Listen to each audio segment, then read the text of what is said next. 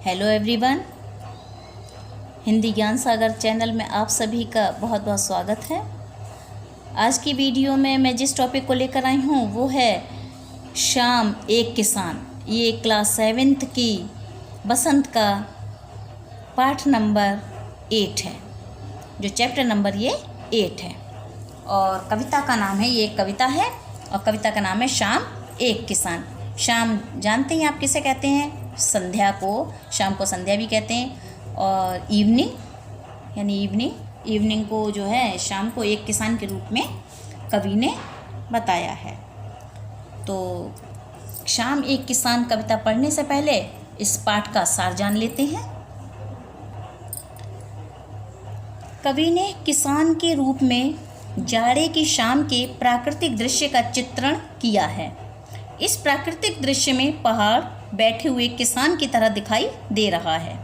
जो प्राकृतिक दृश्य है उसमें जो पहाड़ है उसे एक किसान की तरह दिखाया गया है और आकाश उसके सिर पर बांधे साफे के समान, साफा यानी पगड़ी। पहाड़ के नीचे बहती हुई नदी घुटनों पर रखी चादर सी, यानी जो पहाड़ के घुटने लग रही है, जैसे जो नदी के चादर जैसी लग रही है वो नदी। पलाश के पेड़ों पर खिले खिले लाल लाल फूल जलती अंगीठी के समान। जो पलाश के पेड़ों पर लाल रंग के फूल खिले हुए हैं वो जलती हुई अंगीठी के समान लग रहे हैं, जैसे कोयले लाल लाल हो जाते हैं जब जलते हैं। पूर्व क्षितिज पर घना होता अंधकार, झुंड में बैठी भेड़ों जैसा, और पश्चिम दिशा में डूबता सूरज चिलम पर सुलगती आग की भांति दिख रहा है। यह पूरा दृश्य शांत है। अचानक मोर बोल उठता है, मानो किसी ने आवाज़ लगाई, सुनते हो?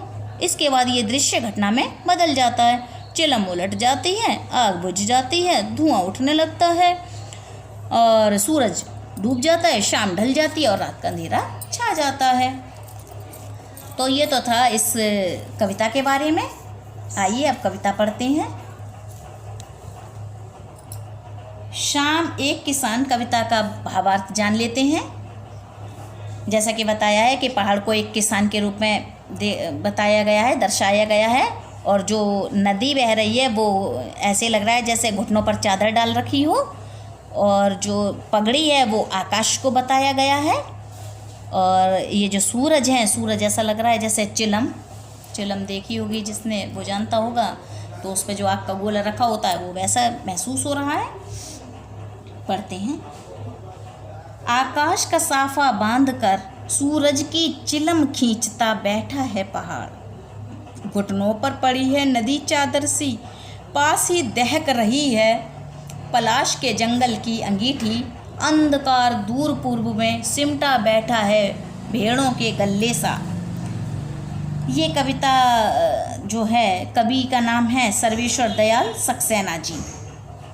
तो इस कविता में शाम एक किसान कविता में इन पंक्तियों में शाम होने के समय का प्राकृतिक दृश्य बड़ा ही मनोरम दिखाई दे रहा है और इसी का वर्णन कवि कर रहे हैं। तो कवि कह रहे हैं शाम के समय पहाड़ किसी बैठे हुए किसान की तरह दिख रहा है।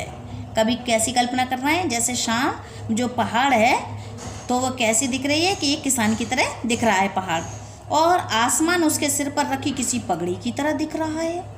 पहाड़ के नीचे बह रही नदी किसान के घुटनों पर रखी किसी चादर जैसी लग रही है, और पलाश के पेड़ों पर खिले लाल रंग के फूल कवि को अंगीठी में जलते अंगारों की तरह दिख रहे हैं। और पूर्व दिशा में फैलता अंधेरा एकदम से सिमट गया है और ऐसा लग रहा है जैसे भेड़ों की तरह, भेड़ों के झुंड को गल्ला कहते हैं, तो भेड़ों के झुंड की तरह लग रहा है। और पश्चिम दिशा में मौजूद सूरज चिलम पर रखी आग की तरह लग रहा है और चारों ओर एक मन भावन शांति छाई हुई है। जो शाम के वक्त पश्चिम दिशा में जब सूरज डूबता है तो बड़ा ही शांत सा दिखाई देता है। तो वो कवि को कैसा महसूस हो रहा है? जैसे चिलम पर रखी आग की तरह महसूस हो रहा है। और कवि क्या कह रहा है? चारों तरफ एक बड़ी मन को भाने वाली शांति छाई हुई है। आगे बढ़ते हैं। अचानक बोला मोर, जैसे किसी ने आवाज़ दी, सुनते हो? चिलम औंधी, धुआं उठा, सूरज डूबा, अंधेरा छा गया। अब कवि ने अपनी कविता शाम एक किसान के इन पंक्तियों में शाम के मनोहर सन्नाटे के भंग होने का वर्णन किया है। जैसे बड़ा ही मनोहर, बड़ा ही सुंदर सा सन्नाटा हो और अचानक ही भंग हो जाए। चारों तरफ छाई शांति के बीच अचानक एक मोर बोल पड़ता है, मानो कोई पुकार रहा हो। सुनते हो, फिर सारा सीन जैसे किसी घटना में बदल जाता है एकदम से, क्योंकि शाम के बाद एकदम तुरंत ही रात होती है। शाम थोड़ी ही समय के लिए लगती है, एकदम से रात होती है। तो बस इतना ही अंतर हुआ है कि जैसे अचानक से मोर बोला कि सुनते हो, और तभी कवि कह रहा है कि जैसे सारा सीन एकदम से जैसे बदल गया हो और सूरज की चिलम किसी ने उलट दी हो। यानी अब तक जो लाल दहकता हुआ सा जो सूरज लग रहा था, ऐसा लग रहा है जैसे किसी ने पलट दिया हो, यानी अंधेरा हो गया हो और जलती आग बुझने लगी हो और धुआं उठने लगा हो।